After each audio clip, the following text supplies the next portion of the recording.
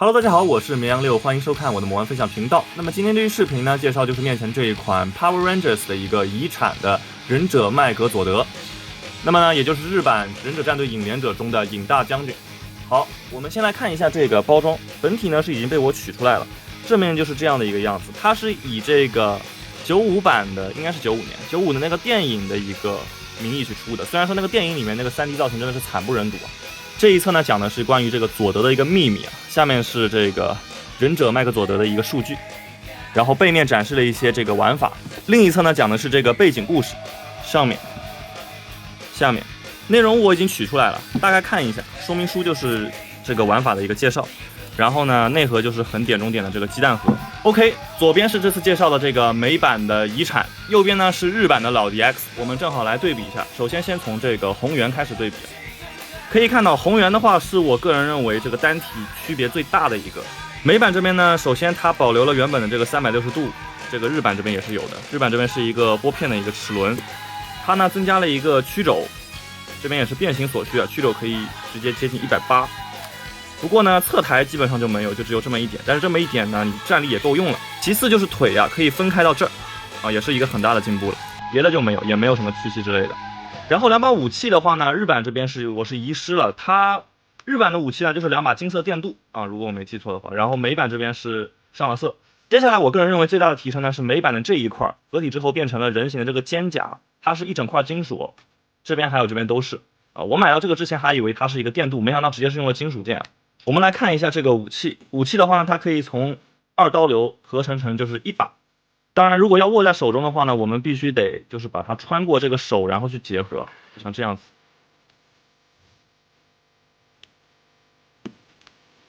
OK， 这样结合了之后呢，就可以往回再握一点，握到这个中间。OK， 那么我们就来变形一下。首先把这边打开，然后我们把这个手曲肘到这样子，然后旋进去，利用一下它这个大臂的一个平转，我都忘记说它还有个大臂平转，然后这样往里塞，觉得有点阻力就细细的去调一下。OK， 结合成这样就比较严丝合缝了。然后我们把腿部结合起来，然后一缩，这样子就完成一个变形的预备。然后我们再来看一下老 DX， 同样也是打开，但是它这边是直接收缩这个大臂，然后这样旋进去直接合上。这个就是相对来说更利落、更爽快一点。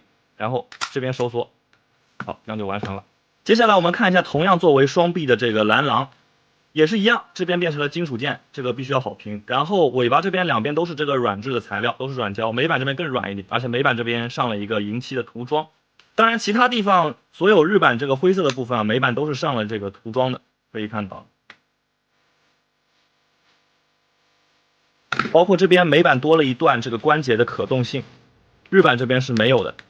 好，我们来进行一个变形，首先尾巴，然后我们把前腿收缩进去。后腿都是有这个段落感的。OK， 变形预备就完成了。接下来看一下日版，日版这边尾巴收缩进去就没有一个特别明显的卡扣的感觉，但是这个腿部都是有一个卡扣感的。OK， 日版也准备完成。接下来我们看一下这个黄熊。那么作为合体后的胸部啊，黄熊的这个脸自然是非常受人瞩目的。我们可以看到啊，这个美版它的这个脸明显相对来说要更机械化、更呆滞一点，而日版这边呢更具有攻击性。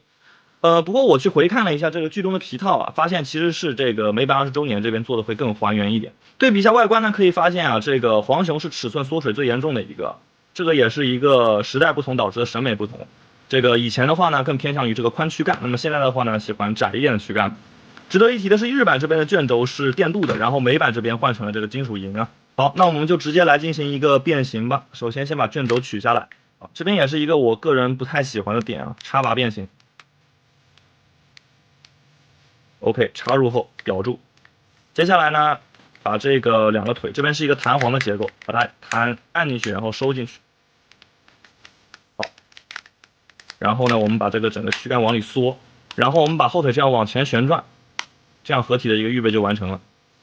接下来看一下日版，也是一样的，把这边拔下来，然后重新装上去。日版我的这个已经很松了，这个 OK 就是这样子，然后步骤也是完全一样的。行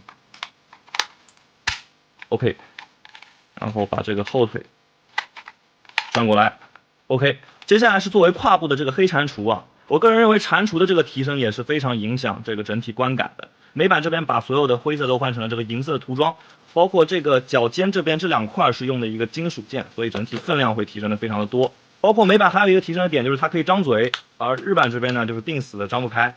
包括美版这边它的这个腿部是有一个可动的啊，日版这边呢就完全是定死的，你只能往前往后。好的，我们来开始一个变形，首先先把腿这样转一转。然后呢，把它这个身体这样子合并过来，然后把它这个腿贴进去，就这样子，把这个屈膝再旋转一下，然后把这个脚掌翻出来。OK， 那么这个下半身就变形完成了。再来看一下这个日版的，其实这个步骤都是大差不差的。日版这边就会因为塑料的老化导致这整个步骤比较生涩一点。而且日版它这个地方它是没有这个段落感的，你是直接就是卡到那个位，然后扣上，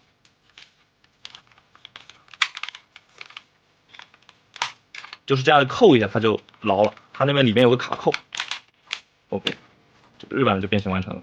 然后我们来对比一下，就是美版它这边因为它这个前腿增加了一个这个可动，它后腿这个也有，所以它可以这样子岔开，可以看到吗？也是一段齿轮。日版这边就是完全定死的，什么都没有。顺带一提，这个美版还有一个接地啊，这个日版就是完全没有，是定死的。接下来就是这个代表头部的一个白鹤了啊，来看一下美版。美版首先要把这个卡扣给翻转出来，这是一个用于固定的，然后头部翻出，这个鹤的这个头翻一下，然后把这两边翻进去。好，那么这个头部就变形完成了，非常帅气的一张脸啊。来看一下日版。日版呢，它就没有刚刚那个卡扣，直接这样子把这个转出来，然后这个地方值得一提的是，这个地方现在通病基本上都会裂轴啊，但是问题不大，根本不影响它的变形。接下来也是一样的，把这两个收进去。两款面部呢是有一些不一样的啊，可以简单看一下。我认为这个美版的它会更还原皮套一点。OK， 那么接下来就要进入合体时间了。首先我们先来合体一下美版，把头这样子卡进去，然后左臂。右臂，然后我们卡到躯干上，接下来全套。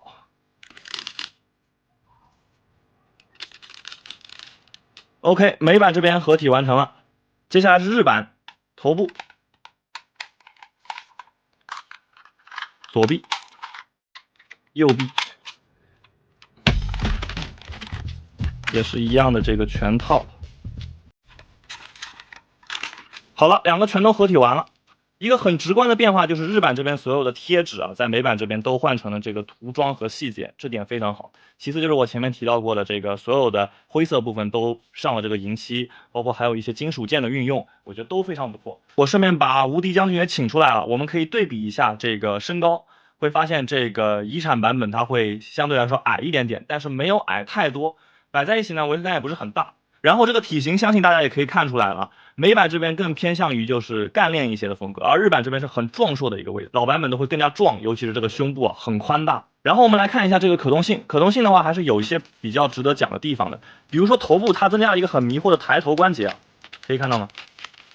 啊，这个手感还挺不错啊，我不知道为什么要加这个关节啊，日版这边是没有的，这个头是完全定死的。可能美版的小朋友特别喜欢摆这种向前飞行的姿势啊，这样子看着还挺有感觉的，我不确定啊，反正它就是有一个这么一个关节。其次呢，就是手臂根部的这个360度，这个呢美日是一样的啊。当然我这个日版的这个关节基本上已经废了。当然美版它这个熊的后腿很松，所以你正常动的话呢，基本上是直接带动了这个部位啊。你想动这个地方，你得就是按住然后去动，也是一个有点难受的地方。下一个呢就是它的这个红圆的这个手臂啊，你打开一点，它可以有一个这个曲肘。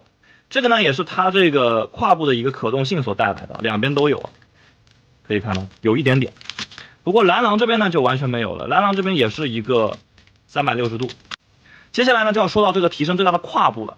胯部我前面也说了，它多了一个这个可以岔开一点点的，然后呢脚掌也有一个接地，所以它可以这样站着。而日版是完全定死的，啥都没有啊。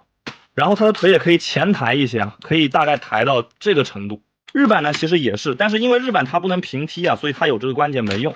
而美版这边呢，因为你可以往外，所以说它可以做出一些日版不能做到的一些姿势，虽然说也很僵硬啊，但是我个人认为呢，有总比没有强。就像这样子，它可以做到这样子的一个姿势，但是日版这边呢就做不到，只能这样子呆板的站着。好的，那么今天这一期视频呢就差不多到这了。总结一下，这款的话呢，它基本上很多年了，价格都没有怎么变啊，都是在这个1000块钱左右。